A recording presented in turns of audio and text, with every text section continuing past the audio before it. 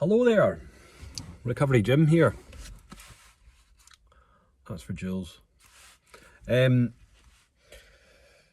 so Alex asked me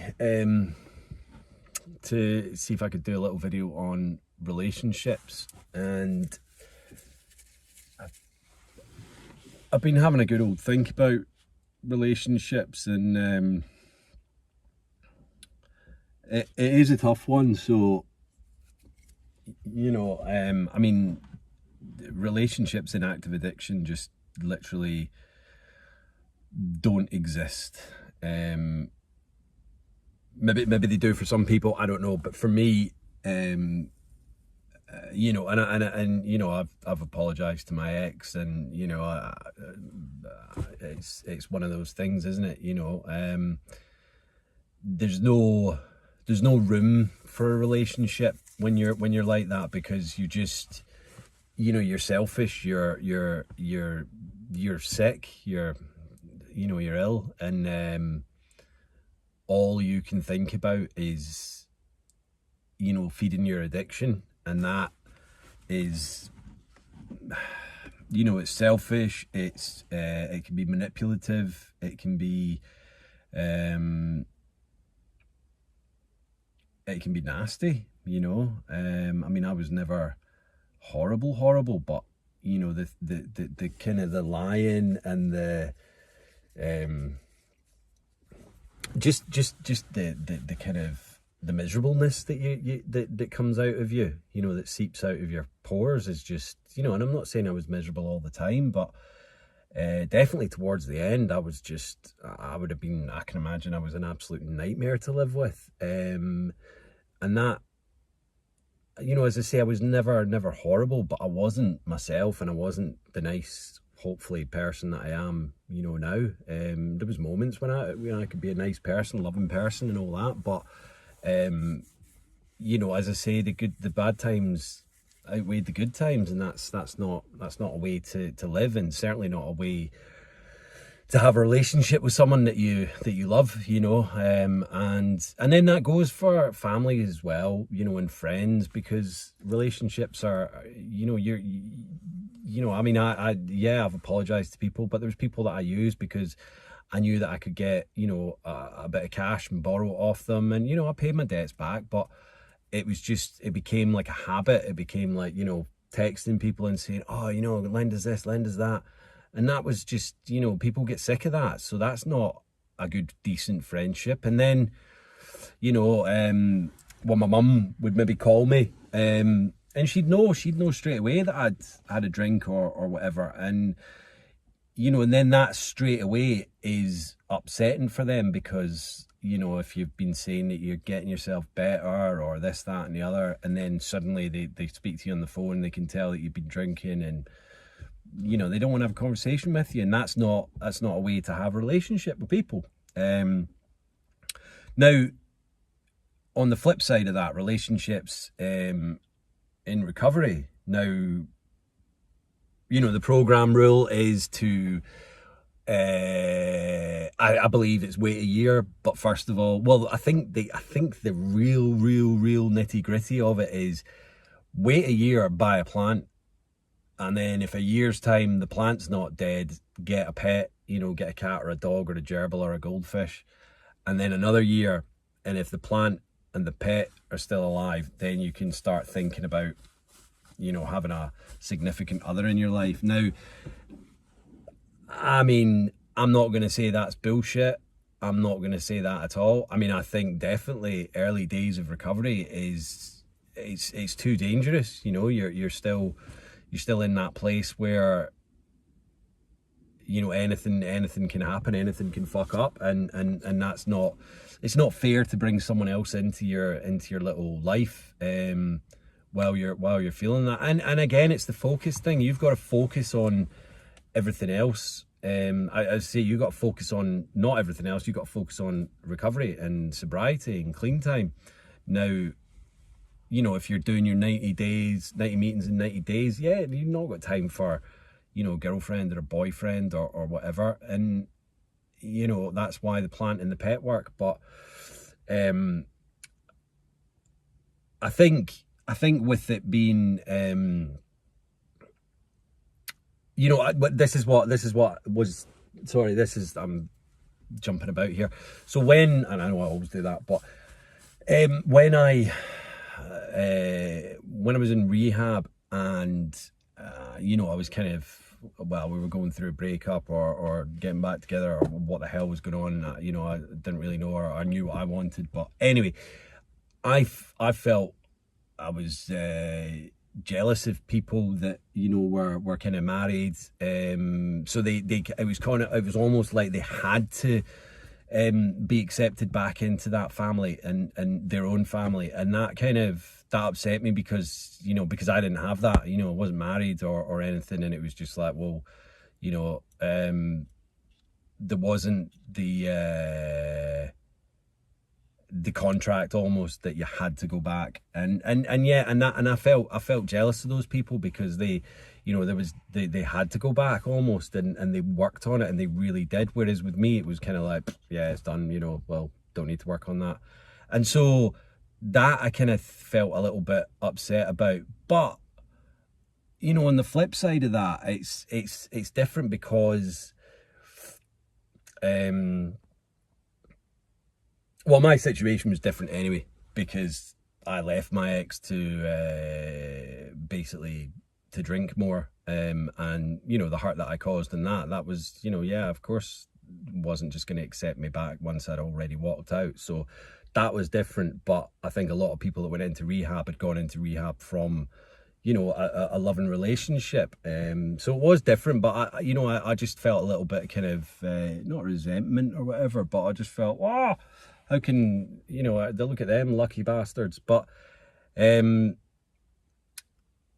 that works for some people, and it works for, you know, them, and I suppose it's flung in at the deep end, so they have to make it work. And once they get sober, it generally does work. So, you know, that's the good part of that. Whereas, you know, where I'm at, and I think this is the whole where I'm getting to, you know, if you wait a year and then you suddenly decide, yeah, I'm ready for a relationship, then that's cool. But I don't know if some people are ready, and I think some people can be ready after 6 months. I think some people can be ready after 3 months. You know, it depends on the individual, and it depends on how you're feeling in your sobriety, because, you know, there's people that can be 10, 20 years sober down the line and still be, you know, there is the phenomenon of being a dry drunk. You know, they've still got all the same resentments, animosity, but they're not drinking or using, and that it doesn't make them, I mean, they're in recovery, but it doesn't make them better. They're still sick inside. So, you know, that's something that they need to kind of work on, because they're not taking away all the kind of the outcomes of being a drunk, you know, being an alcoholic or an addict. There's still shit to be worked on there. And I'm not saying I'm fixed.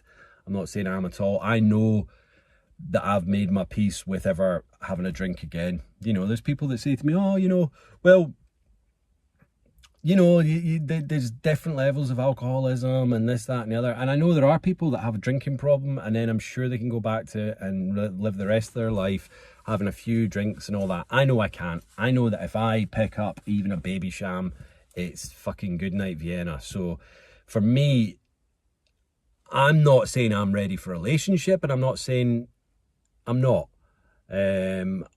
You know, and it's weird, because, you know, I'm not really looking, and I think that's the whole point. I think relationships, some of the best relationships happen when you're not looking anyway, you know. And I think, you know, one of these things, it's just gonna hit you, and when that comes, you know,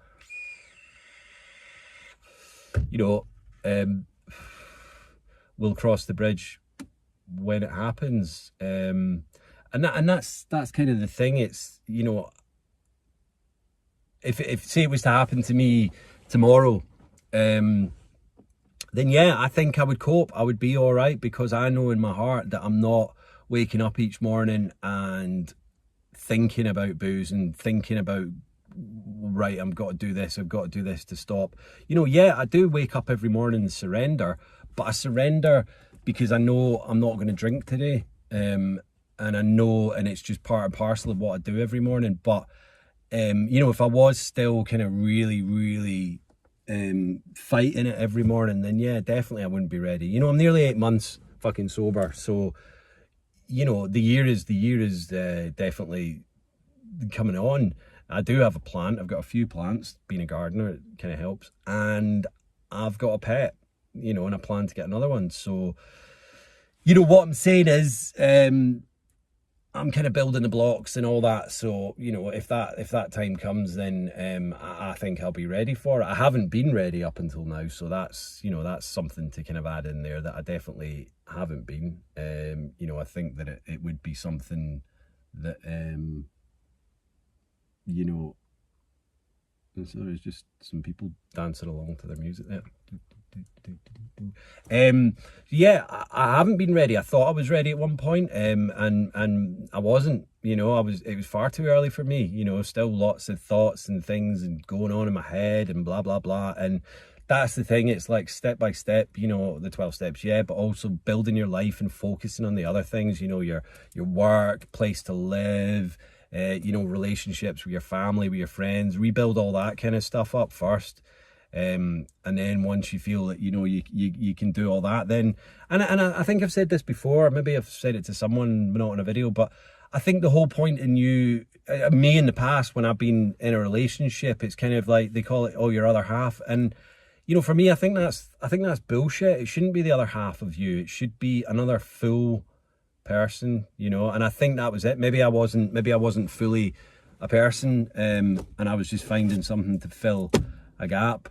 You know, don't get me wrong, I've been in love and I've loved every part of relationships that I've had, but it's been a case of I don't think I was maybe ready because alcohol was in my life, and that was taking up too much of a big part of it. So I think, you know, now that I am sober and building on it and building on my recovery, my sobriety every day, you know, I'm feeling that I'm getting close to being whole again. And I think once you're whole, then it's ready to, you know, to share your life and someone else's life with yourself, rather than it just being, you know, your other half. There should be two holes in the situation. And that's I think where, you know, that's the most important thing. And I think anyone that's questioning whether they should be in a relationship probably shouldn't be in a relationship, because if you're questioning it and you're thinking about it, then you're probably not ready for it. So that needs to be something that you need to go, right, you know what? And yeah, don't get me wrong, fucking hell, sex, love, having a laugh, this, that and the other, it's great. It makes you feel fucking fantastic. Of course it does. But it's only going to end in tears if you're not ready. If you're not fucking 100% in there, then do you know what? Wait, just wait. And you know what? If you find that person and, you know, you kind of fall in love and blah, blah, blah, just take it easy, man. You know, if they're going to be forever, then be their best friend, you know, hang out with them, but don't take it to that next level. If they're the one, then the wait, you know, you'll both be able to kind of chill and go, right, you know what, we're going to do this right and we're going to take our time with it. And I think that's what really matters, and it's conversation and communication, really is. But what I think is, you know, don't go looking on these dating apps if you're not ready for it. And I think in early days of recovery, definitely don't, because, you know, the point is, it's another addiction, isn't it? You know, I think if you're going on these dating websites, it's probably just for, you know, a quick shag or whatever. I don't think you're out there looking for love, and you know, and that's feeding another addiction, or it's replacing the addiction with you know, another one. So yeah, it's definitely something you need to sit down, really kind of concentrate on, work out in your head where you're at with yourself and where you're gonna go. And you know what, life is long and these things will happen. You don't have to force these things, and at the end of the day, you know, if you kind of meet someone, fall in love or whatever, or infatuation, and then it doesn't work out, it's only going to be a fucking trigger, man. And that not working out might be because you weren't ready, and then that's going to turn your fucking mind like that, and you're going to think, well, what's the fucking point? So don't put yourself in that position, because if you put yourself in that position, it's only going to end in fucking disaster, man. And that's...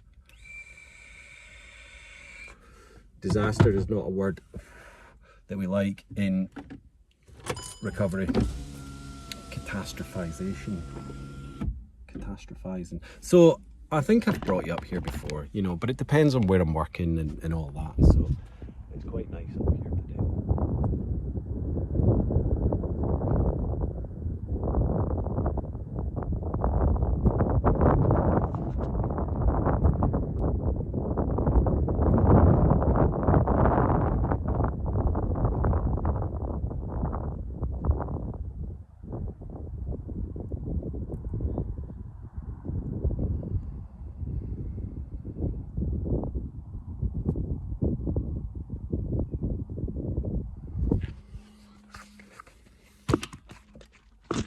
So yeah, so that's Port Erin and Port St Mary over there.